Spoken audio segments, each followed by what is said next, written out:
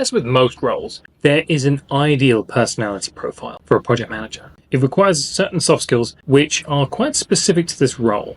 Now, the point of a project manager is fundamentally to take control of the project, its people, the team, and organize it.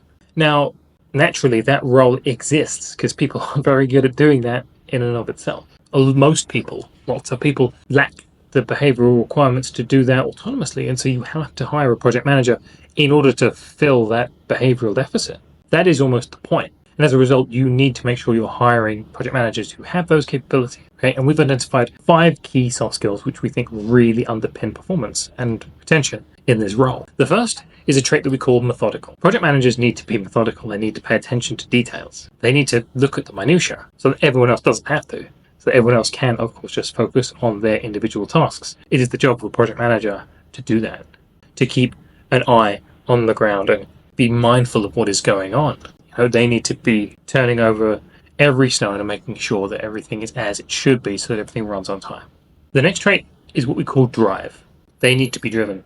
We call this industriousness in the academic literature. And people who have industriousness, they push forward. They keep the pace. They keep the speed. And you need someone managing the project that has that capability. Otherwise, things will fall behind. You need people who will push. And drive is very synonymous with the ability to just push things forward.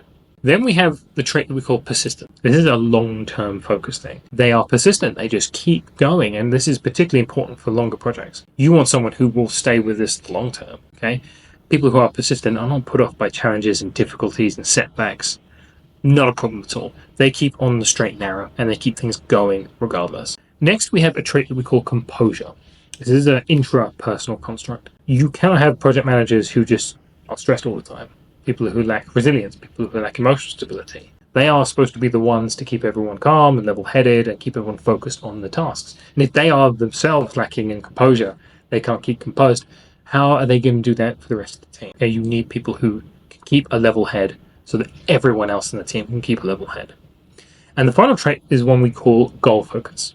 Now, projects are very specific processes that have a fixed end goal. You're trying to complete a project, often have a specific end date, and as a result, there is a clear target in place.